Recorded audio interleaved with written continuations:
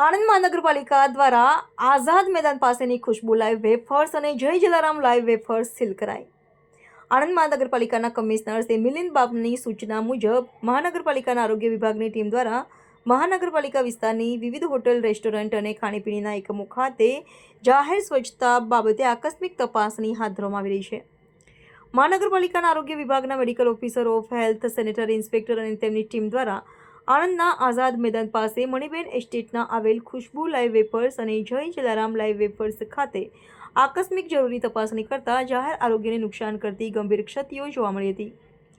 આ ગંભીર ક્ષતિઓમાં સ્વચ્છતાનો અભાવ, ગંદકી, ખુલ્લું વાયરિંગ, ઉંદરની અવરજવર તેમજ ચીમનીનો ધુમાડો અન્યના ઘરમાં જતો હોવાનું માલુમ પડ્યું હતું. તેમજ ખુલ્લા વાયર પર તેલ માટીનો થર જામી ગયા હતા. આ ઉપરાંત વધુ તપાસણી કરતા જે કેળામાંથી લાઈવ વેફર્સ બનાવતી હતી તે કેળા પણ બગડી ગયેલા માલુમ પડ્યા હતા.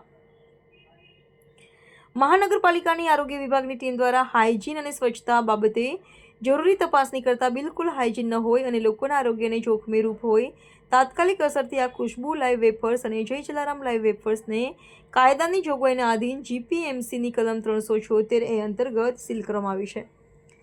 આણંદ મહાનગરપાલિકા વિસ્તારની હોટલ, રેસ્ટોરન્ટ અને ખાણીપીણીના એકમો હાઇજીન અને સ્વચ્છતા રાખે તે ખૂબ જ જરૂરી છે તેમ આણંદ મહાનગરપાલિકાની આરોગ્ય વિભાગની ટીમ દ્વારા જણાવાયું છે.